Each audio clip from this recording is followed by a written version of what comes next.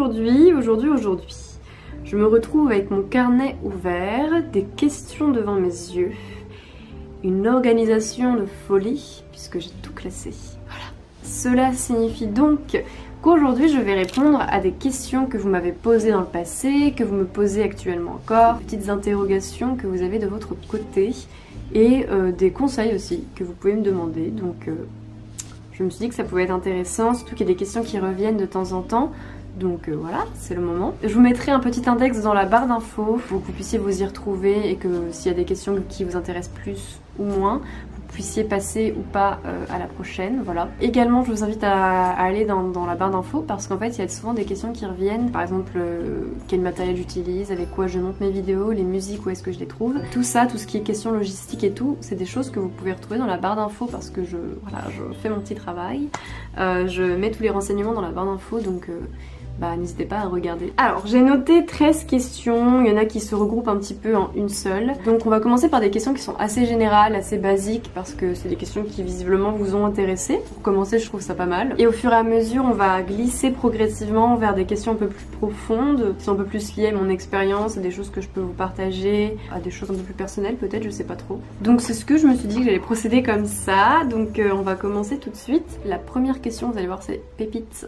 Je vais répondre à la question: quel âge as-tu?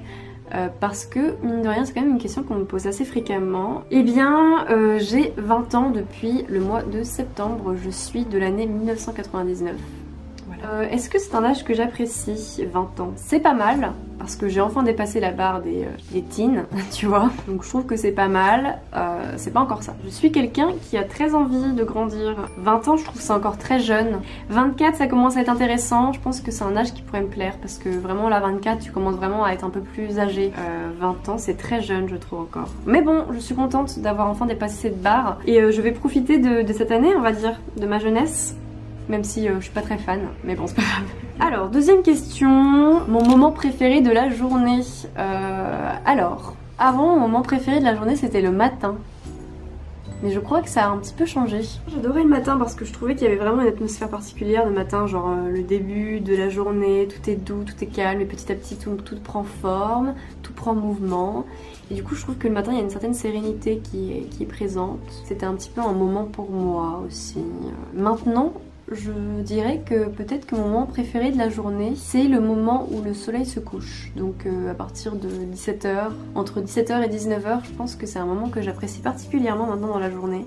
Parce que souvent il y a un très beau ciel que je peux contempler de chez moi. Enfin je sais pas, je trouve ça vraiment beau. Et j'aime beaucoup le concept de la fin de la journée. Genre le soleil se couche, les gens rentrent chez eux, il y a quelque chose qui se termine, je sais pas. Maintenant j'aime bien la fin de la journée. Voilà. Côté poétique de la chose, je ne sais pas. Voilà, donc comme je vous l'ai dit, hein, on part sur des questions très basiques pour l'instant, mais bon, vous me les avez posées, moi ça me fait plaisir d'y répondre, hein, pourquoi pas. Où aimerais-tu voyager? Alors moi j'adore tout ce qui est brouillard, tout ce qui est vraiment le brouillard, j'adore le brouillard. J'adore le brouillard, j'adore quand il fait frais. Donc oui, là où j'aimerais voyager, c'est tous les endroits où il y a cette atmosphère de froid, de brouillard, ce côté poétique et cette atmosphère où en fait il y a aussi du fait de rentrer dans des maisons chaudes, tu vois la fumée qui sort des cheminées et tout ça, les petites lampes avec des couleurs chaudes, des boissons chaudes et de la végétation. C'est mon truc à moi, j'adore ça. Donc je pense que j'aimerais bien voyager en Irlande, en Écosse, dans les pays un petit peu nordiques aussi, ça m'intrigue beaucoup. Mais surtout, il y a un pays qui me fait très envie, qui me fait rêver, c'est le Canada. J'aimerais vraiment aller au Canada, au Québec. J'aimerais vraiment découvrir cet endroit. Donc voilà, j'irai un jour, c'est sûr. C'est un endroit qui m'appelle, donc je me sens appelée par cet endroit. Et voilà. Pour les endroits où j'aimerais aller, il y a aussi le Japon où j'aimerais aller. Ensuite, question qui est revenue plusieurs fois, ça m'a un peu étonnée, mais bon, je comprends maintenant. Bretagne ou Paris? Eh bien écoutez, je ne peux pas choisir entre ces deux endroits. Ces deux endroits qui sont, pareil, empreints d'atmosphère totalement particulière magique pour moi. Je pourrais pas choisir entre ces deux espaces parce que c'est deux endroits majeurs de ma vie, même s'il y en a un troisième. J'adore la Bretagne, j'adore être chez moi, là où j'étais quand j'étais plus jeune, là où j'ai grandi. J'adore être là-bas, c'est un moment un peu à part. Souvent j'aime bien y être pour le réconfort, pour l'ambiance un petit peu chaleureuse qu'il y a là-bas. J'adore aussi le calme qu'il y a en Bretagne. La nature, tout ça, je trouve que la Bretagne c'est vraiment un endroit magnifique. Après, sentimentalement parlant, évidemment ça représente beaucoup pour moi, hein, la Bretagne. Après, en ce qui concerne Paris, je suis très reconnaissante d'y être, même si c'est assez difficile pour moi, parce que voilà, c'est une ville énorme, d'une ampleur folle et au rythme très singulier et très particulier, très stimulant aussi. Donc Paris, je suis quand même très contente d'y être actuellement dans cette période-là de ma vie. Je pense pas y rester toute ma vie à Paris, parce que je pense que j'ai besoin de nature, j'ai besoin de calme et j'ai besoin d'un truc un peu plus petit, d'une maison peut-être aussi, je sais pas. Donc je pense pas que je resterai à Paris toute ma vie, mais c'est une question qui se réfléchit, à laquelle je réfléchis tous les jours. Mais je suis très contente d'y être actuellement parce que Paris c'est quand même une ville d'opportunités et qui t'ouvre un champ de possibilités assez vaste, et c'est quand même une belle ville, on va pas se mentir, même si c'est très particulier et qu'il faut s'y adapter, qu'il faut aller dans le courant, dans le rythme de cette ville qui est assez effrénée. Mais c'est très stimulant, il y a de très beaux espaces aussi, on peut y faire de très belles rencontres, et c'est ce que j'ai fait également, de très belles rencontres. Enfin vraiment c'est une très belle ville quand même, on va pas se mentir. Et il y a quelque chose de très poétique dans ma vision de Paris aussi, même si parfois c'est très prenant, et un peu trop prenant pour moi au niveau des émotions, émotionnellement parlant. Parfois c'est trop Paris pour moi, c'est trop. Mais c'est aussi beaucoup, et c'est aussi un cadeau. Genre il y a pas mal d'opportunités dans Paris, et c'est pour ça que je suis contente d'y être actuellement, parce que j'ai 20 ans, donc je suis jeune et ça va me permettre pas mal de choses, je pense, que d'être sur Paris pour l'instant. Donc je peux pas choisir entre les deux, et Paris c'est aussi mon chez moi maintenant, donc ça représente beaucoup. Donc quand je rentre chez moi, par exemple si je suis en Bretagne, je suis très contente de retourner à Paris. Les moments où je retourne à Paris sont assez magique aussi. C'est là que je me rends compte souvent que j'aime quand même bien Paris et que j'y suis très attachée. Donc je peux pas choisir entre les deux. Je peux pas choisir. Ensuite, des tips pour calmer l'anxiété. C'est une très bonne question. Mais je pense que je peux vous en donner quelques-uns, même si sur le moment j'ai du mal à les appliquer quand je me sens très anxieuse. C'est terrible quand tu es pris par je sais pas comment dire, un flot d'anxiété d'un coup, que ça te paralyse un petit peu, ça te coince. Souvent c'est compliqué, je trouve, en tout cas moi dans mon vécu, d'apaiser l'anxiété ou de sortir de ces crises, parce que ça te prend, ça prend partie de toi, j'ai l'impression, et que quand bien même j'ai des petits tips, tu vois, qui me permettent d'en sortir. Bien souvent, quand je suis très anxieuse et que je suis un peu dans une crise et que je vais pas bien, du coup, il y a une part de moi qui est là en mode mais non, tu vois, reste là-dedans, ne t'échappe pas de ce moment d'anxiété, genre tu ressens le truc à fond et il n'est pas question de se débarrasser de ça, tu vois. Il y a vraiment une part de moi qui veut pas sortir de ça, de cet état, et de l'autre côté il y a une part de moi qui n'en peut plus, qui a juste envie de passer à autre chose. Mais c'est très bizarre en fait, cette dualité dans ces moments là où je ressens de l'anxiété, parce qu'il y a vraiment cette partie de moi qui a une sorte de fierté en fait, mais je ne sais pas d'où elle sort, cette fierté d'anxiété là, mais cette fierté qui ne veut pas sortir de cet état absolument horrible.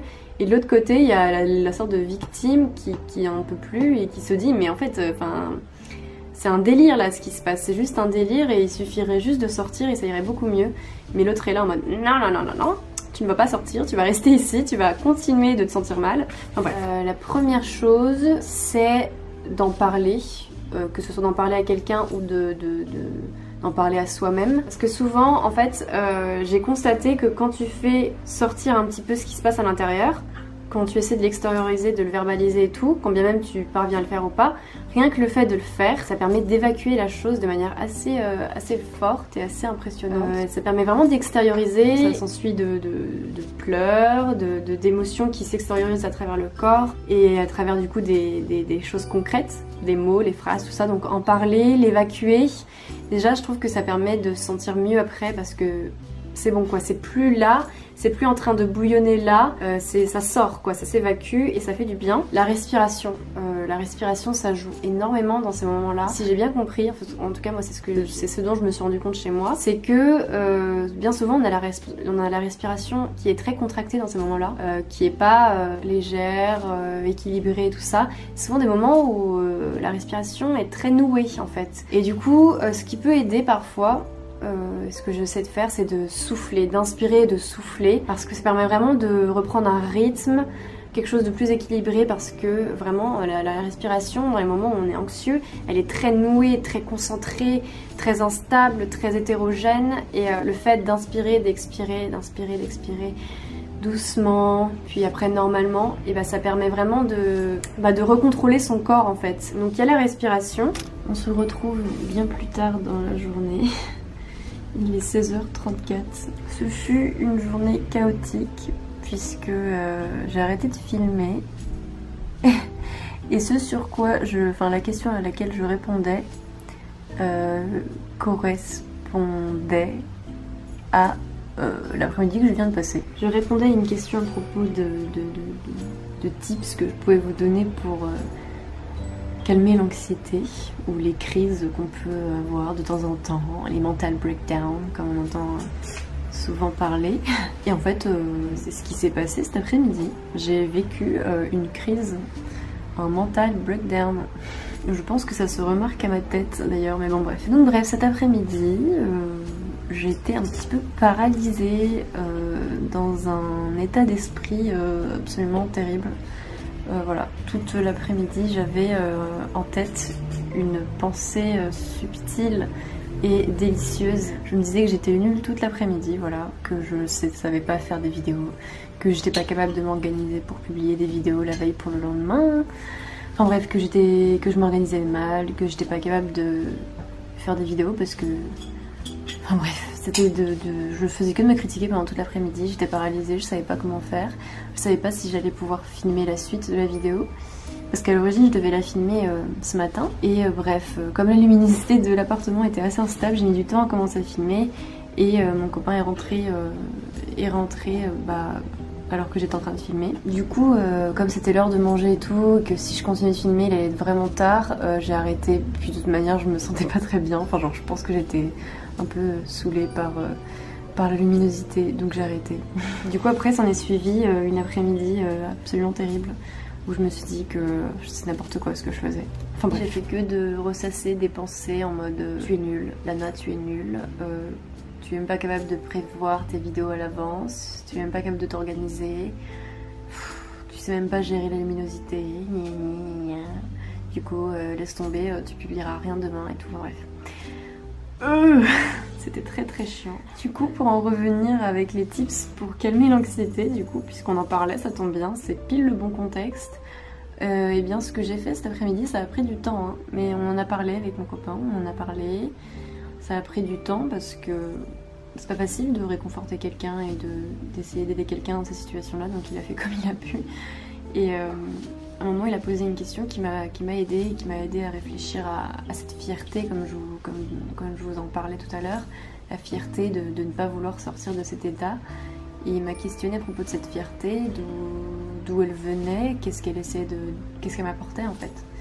Et bref, ça m'a fait réfléchir, on a discuté, et là il y a eu un déclic. Et j'ai compris quelque chose et j'ai réalisé que c'est bon, que j'allais pouvoir continuer de filmer ma FAQ parce qu'il y avait des questions futures auxquelles j'allais répondre, qui avaient du sens pour moi aujourd'hui, suite à la discussion que j'ai eue avec mon copain, et du coup je me suis dit il faut que j'en parle maintenant en fait. Donc je pense que c'est idéal que de continuer de filmer cette FAQ parce qu'il y a des choses que j'ai envie de dire par rapport à la discussion que j'ai eue avec mon copain. Donc bref, finalement ça tombe bien.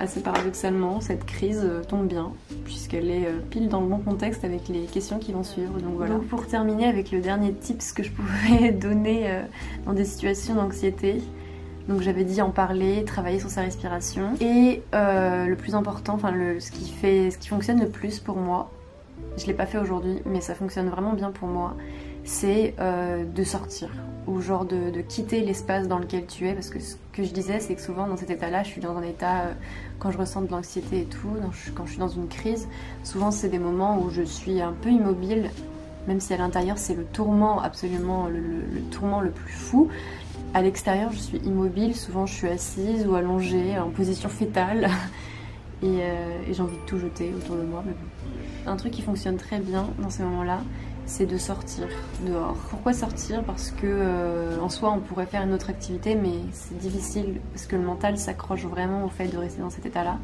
Donc quand tu sors en fait, bah ça te fait vraiment sortir physiquement de là où tu étais, et du coup mentalement et émotionnellement parlant ça t'aide aussi à sortir de ton état parce que tu es obligé de te concentrer sur autre chose, sur l'extérieur, sur les sensations de l'air frais, tout ça. C'est vraiment le truc qui me permet plus efficacement de sortir un peu de cet état de tourment, et du coup sortir c'est vraiment un des conseils que je pourrais recommander.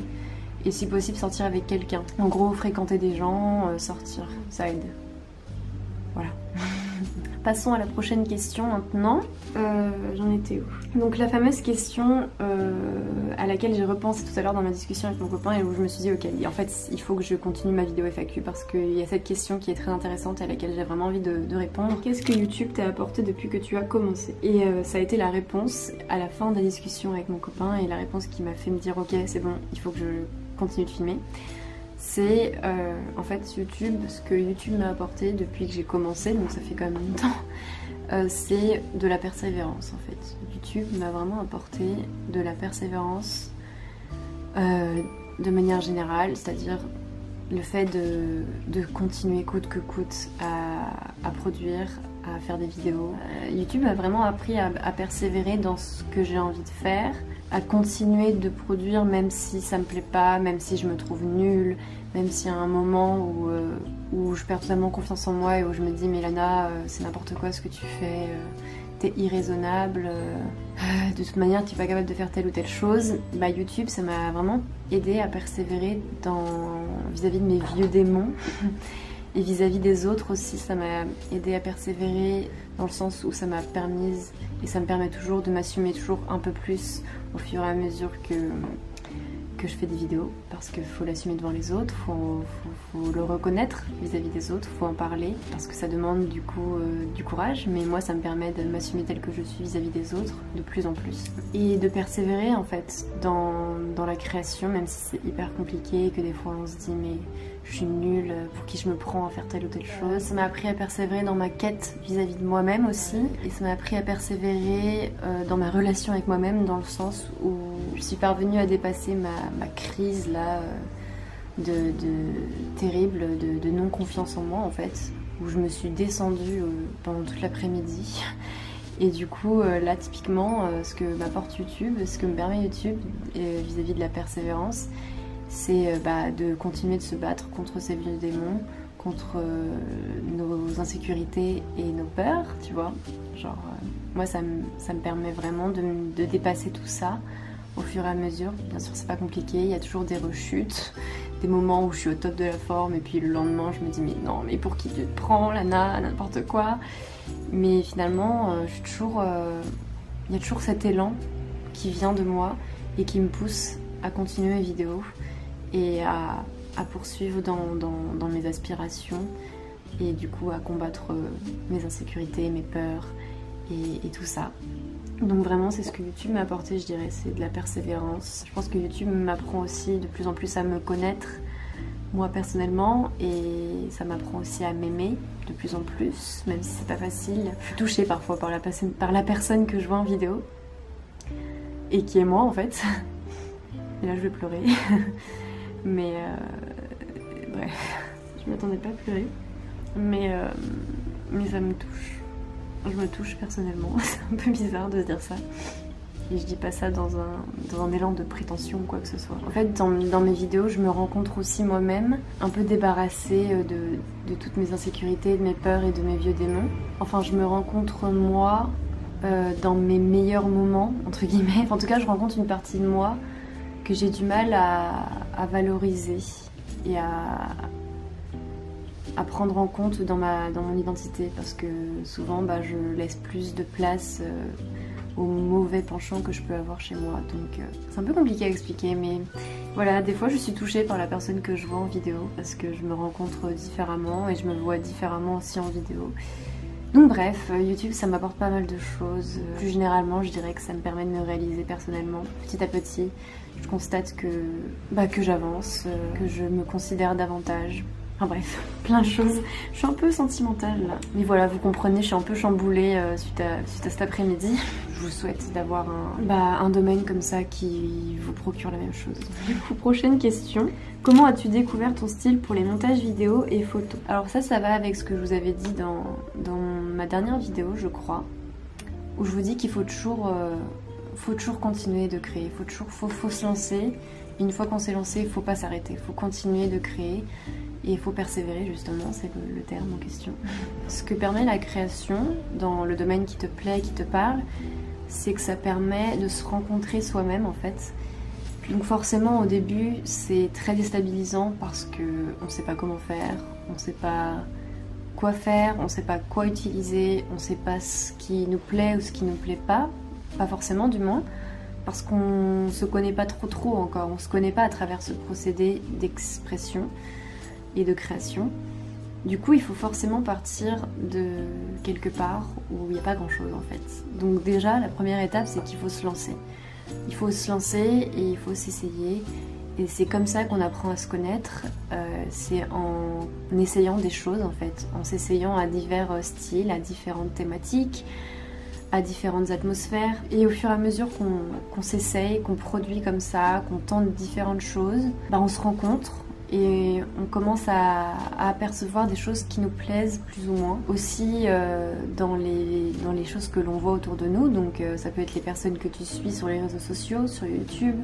Ça peut être des peintres, ça peut être des auteurs, ça peut être un paysage, ça peut être tout et n'importe quoi en fait. Plus tu grandis, plus tu t'essayes, plus le temps passe et que pendant ce temps-là tu crées des choses, tu t'essaies à la création, tu t'essaies à plein de choses, plus tu vas élargir ton champ de vision, plus tu vas élargir ta connaissance sur le monde. Et ça c'est un truc que je trouve génial, c'est-à-dire qu'en fait on grandit tout le temps, tous les ans on grandit, tous les jours on est plus âgé que la veille et du coup tous les jours on connaît plus de choses que la veille et je trouve ça absolument incroyable de dire ça parce que ça veut dire que chaque jour on va apprendre quelque chose de nouveau et que du coup chaque jour en quelque part sera meilleur que le jour qui a précédé parce qu'on a une connaissance un peu plus vaste du monde, que du coup on découvre d'autres aspects du monde et du coup ça peut nous permettre d'élargir nous-mêmes notre champ de création et ce qu'on aime en fait. Donc en fait on est en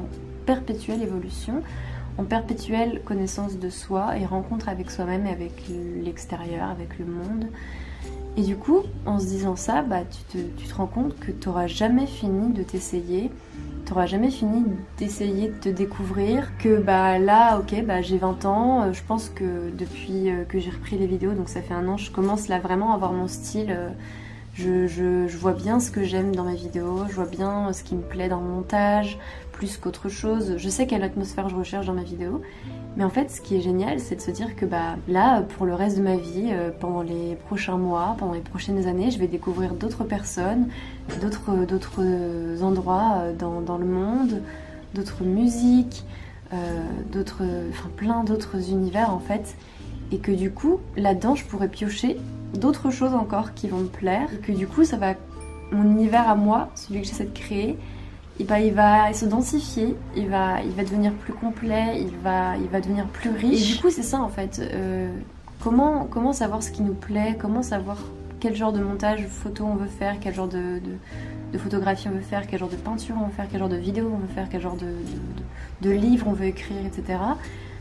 En fait ça, pour le savoir, il faut se mettre à l'œuvre en fait. Et il faut laisser le temps aussi faire les choses. Voilà, c'est mon petit commentaire sur cette question. Donc on a tout le temps devant nous et il faut se lancer.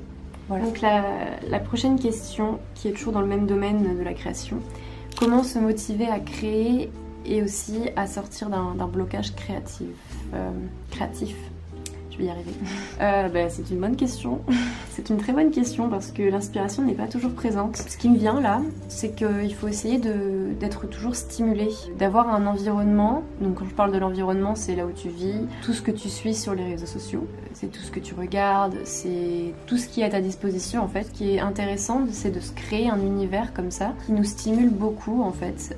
Donc c'est-à-dire avec des personnes qui nous inspirent, des œuvres qui nous inspirent, des couleurs qui nous inspirent, des musiques qui nous inspirent, des goûts qui nous inspirent, des sensations qui nous inspirent. Je pense que se sentir stimulé au quotidien, ça aide à créer. Par exemple, moi l'autre jour, je vais vous partager un truc. J'ai été à Bukov, donc ma librairie préférée d'occasion, et je suis tombée sur l'Ancien Testament illustré par Marc Chagall. J'adore Marc Chagall, enfin j'adore ses œuvres. C'est lui qui a fait le plafond dans l'Opéra Garnier. Voilà. Et ce qui est incroyable, c'est qu'il est illustré du coup par plein de peintures qu'il a faites et c'est magnifique. Moi ça me fait du bien, ça m'inspire énormément, je trouve ça magnifique ce qu'il fait. Et surtout la première, je vous montrerai mon coup de cœur. Il y a quelque chose que j'aime bien, une peinture que j'aime bien regarder un peu tous les jours, ça m'inspire beaucoup. Je sais pas pourquoi, les couleurs m'inspirent, j'adore cette peinture. Et bah typiquement, d'avoir ce petit livre avec moi, de pouvoir regarder chaque jour un petit peu cette peinture, bah ça me stimule énormément, ça me fascine et ça me donne envie de créer en fait, ça me donne vraiment envie de créer. Là ce qui me vient c'est que pour parvenir à créer de manière un peu quotidienne et à s'investir dans l'art, à dépasser les blocages qu'on peut avoir, et bah, le plus important c'est d'avoir un environnement qui est favorable à tout ça, donc c'est-à-dire qui te stimule, voilà, qui est rempli de choses qui te donne envie de créer en fait. Je pense que c'est ça que je dirais. Voilà. Pour la dernière question que j'avais écrite sur mon bullet journal, mais finalement j'en ai reçu d'autres sur Instagram, donc je vais voir si je vais un peu plus loin ou pas. En tout cas pour maintenant, c'est 3 questions regroupées en une. Et c'est un peu le concept du share the love. Le but c'est de partager en fait les comptes et les personnes qui m'inspirent au quotidien sur les réseaux ou pas d'ailleurs. Donc en gros, quelles sont mes inspirations? Jusqu'à présent, je vous l'avais pas refait parce qu'en fait, c'est toujours les mêmes personnes qui m'inspirent. Je crois pas qu'il y ait vraiment de nouvelles personnes qui m'inspirent. C'est vrai que depuis quelques mois, je suis entourée d'une communauté sur les réseaux, une communauté que je suis du coup, qui est toujours la même, mais en même temps, c'est quand même des découvertes assez récentes puisque ça fait 7 mois, 8 mois peut-être 9 mois peut-être que je les connais, donc je trouve que c'est quand même assez récent pour la plupart. Et je vous les ai déjà partagés. Mais bon, je vais quand même les repartager parce que de toute manière, c'est des personnes géniales qui m'inspirent beaucoup. On n'a jamais assez de partage à propos des créateurs. Donc là, bah tiens, ça tombe bien. Donc je suis sur Instagram pour pouvoir vous partager. Donc la première personne que je vais vous citer, c'est Tina Sosna, qui est une photographe et une créatrice de manière générale. Donc moi, je suis ses vidéos sur YouTube et aussi son compte Instagram. Mais ce que je suis principalement, c'est ses vidéos sur YouTube.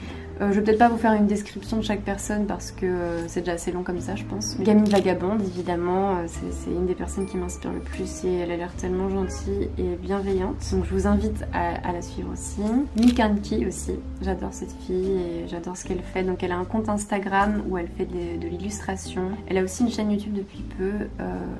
Donc voilà. Elise Maes, évidemment, je vous en avais déjà parlé dans une vidéo, mais j'adore ses petits dessins, j'adore ce qu'elle fait aussi, ça m'inspire beaucoup et ça me donne envie de faire la même chose. Ectomorph, voilà, c'est une créatrice et une illustratrice. Donc je suis sur Instagram, sur YouTube. J'adore ce qu'elle fait également, ça m'inspire beaucoup, toujours. Qui est-ce qui m'inspire autrement? Cheyenne Barton, que je vous avais déjà partagé aussi, qui est une illustratrice, qui fait des vidéos sur YouTube et j'adore ce qu'elle fait aussi. Galatée, évidemment, j'en parle approximativement à toutes mes vidéos, hein, on va pas se mentir. Une autre personne qui m'inspire, Marc Chagall. Voilà, en ce moment c'est ça. Après moi ce qui m'inspire énormément c'est la musique. Et dans mes vidéos, si j'ai pas une musique qui m'inspire, j'arrive pas à faire le montage.